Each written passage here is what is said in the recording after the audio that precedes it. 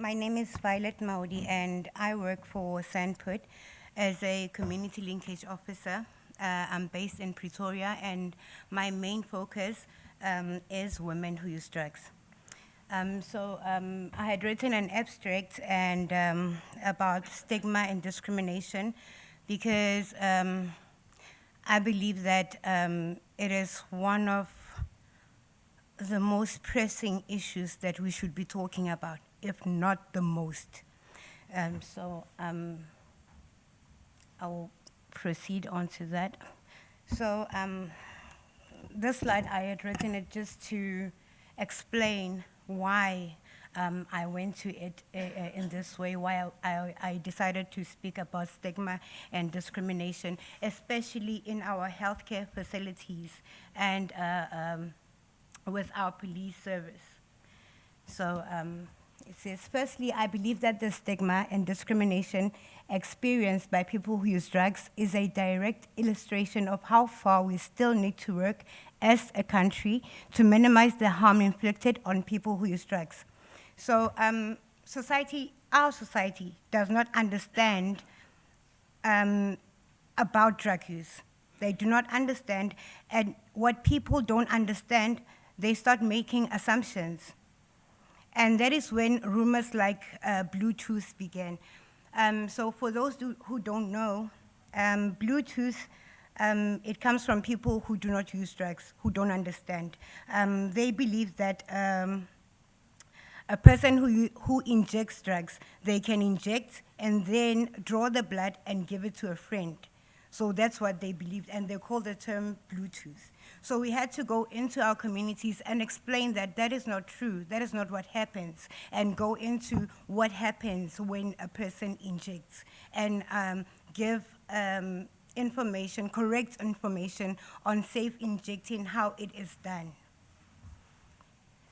So the next point is, stigma and discrimination has always been one of the reasons why people who use drugs are not accessing essential services.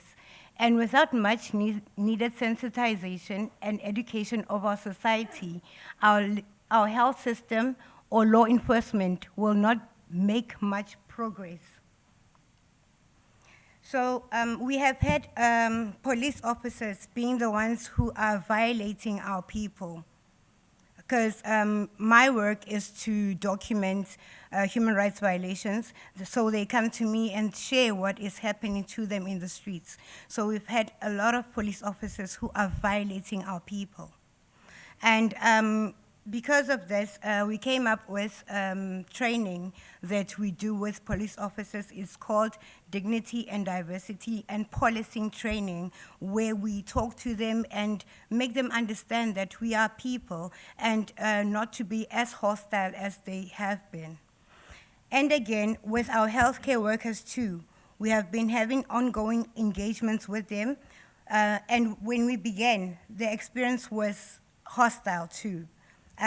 They did not even understand that they were stigmatizing against our people.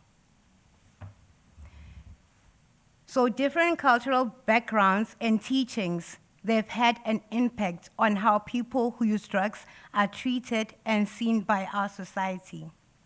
People who use drugs need community support, and due to this reason, we still have a lot of work to do with our communities to get them to understand where we are as key populations, how we intend to move forward, and what we need to bring communities and key populations together so we can have change.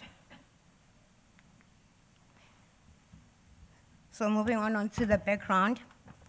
It says, culture and tradition have always been a major influence on how things are done in South Africa. I have discovered that they are amongst the reasons why women who use drugs often choose to suffer in silence. So women everywhere have had to fight to be where we are today. And it's even harder for women who use drugs. So here, culturally, especially amongst our Black communities, women are expected to be submissive. You do not speak unless you are spoken to. So that further takes away their voice.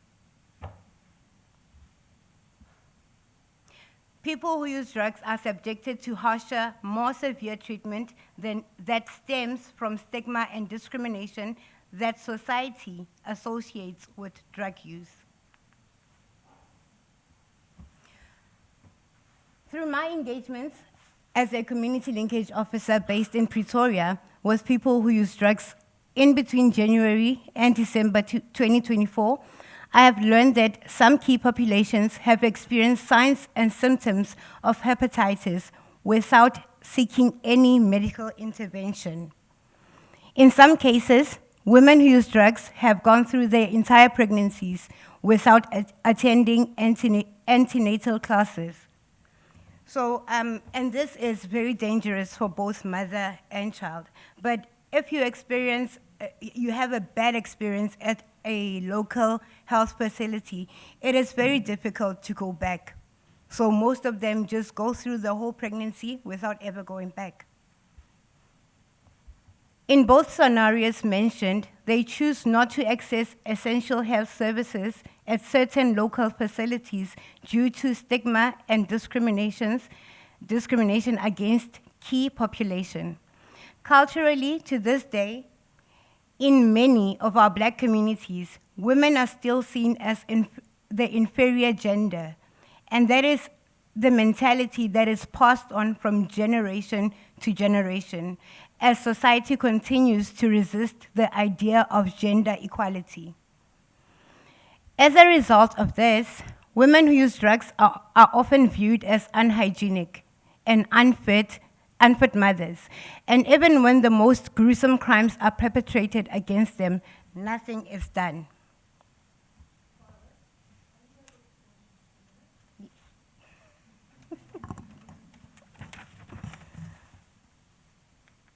2 minutes.